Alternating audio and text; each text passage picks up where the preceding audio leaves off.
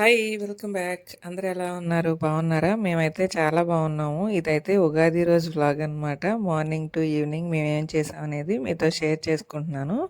మా ఉగాది సెలబ్రేషన్స్ ఎలా ఉన్నాయో, మీరందరూ కూడా ఎలా సెలబ్రేట్ చేసుకున్నారో కామెంట్ చేసేయండి. ఈ కొత్త సంవత్సరం అందరికీ బాగుండాలి, అందరూ అనుకున్నవన్నీ నెరవేరాలి అని మనస్ఫూర్తిగా కోరుకుంటున్నా. నేను అనుకున్నవి కూడా అన్నీ ఫుల్ఫిల్ అవ్వాలని మనస్ఫూర్తిగా కోరుకుంటున్నాను. ఇంకా మార్నింగ్ లేచి ఫ్రెష్ అయిపోయిన తర్వాత ఇల్లంతా క్లీన్ చేసుకొని బయట కూడా ఇలా క్లీన్ చేసి ముగ్గులు అవి పెట్టుకుంటున్నాను. ముందు కొంచెం చిన్న ప్లేస్ ఉంటుందన్నమాట, పెద్ద ముగ్గులు వేసినా ఉండవు.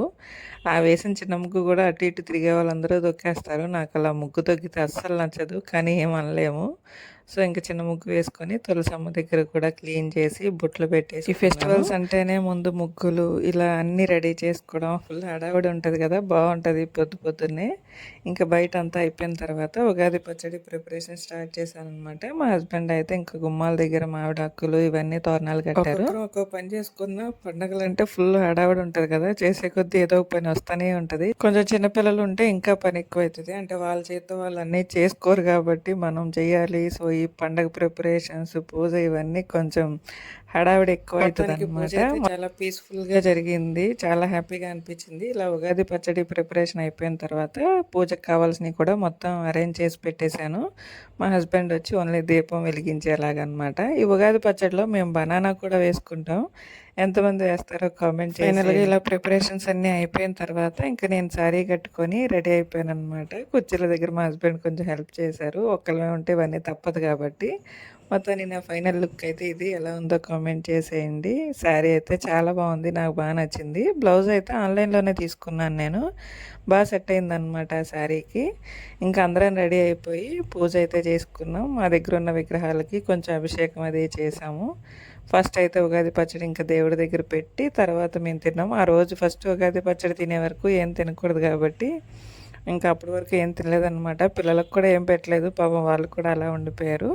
పూజ అయితే చాలా బాగా జరిగింది. ఇంకా మా దగ్గర ఉన్న స్వీట్స్, ఫ్రూట్స్ అన్నీ కూడా దేవుడికి ఫస్ట్ పెట్టేశాము.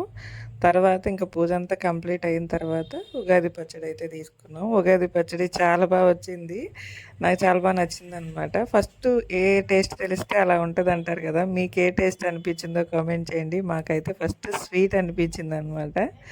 అందరికీ అలాగే స్వీట్గా ఉండాలి, ఈ సంవత్సరం అంతా మంచిగా జరగాలని కోరుకుంటున్నాను.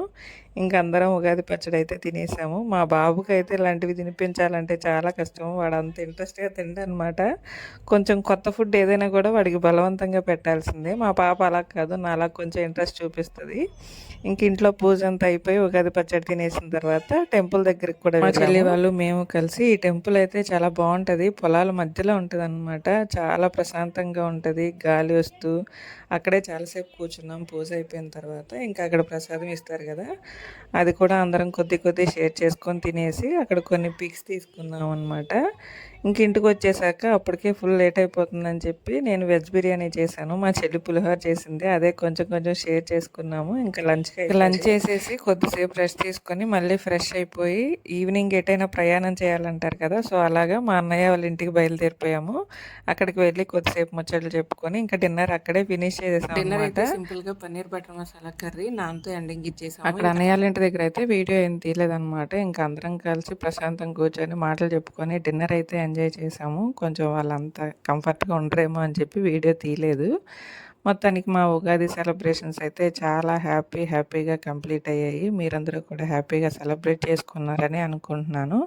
ఇంతకీ విష్ చేయడం మర్చిపోయాను కదా, అందరికీ శ్రీ పరాభావనం సంవత్సర ఉగాది శుభాకాంక్షలు. అందరికీ సంవత్సరం బాగుండాలి, అందరూ బాగుండాలి, అందులో మేము ఉండాలి. వన్స్ అగైన్ అందరికీ బిలేటెడ్గా హ్యాపీ ఉగాది. ఈ వీడియోకి అయితే ఇంతే, నచ్చితే ఒక లైక్ ఇచ్చి ఛానల్ సబ్స్క్రైబ్ చేసుకోవడం మాత్రం మర్చిపోకండి. Thank you for watching, bye.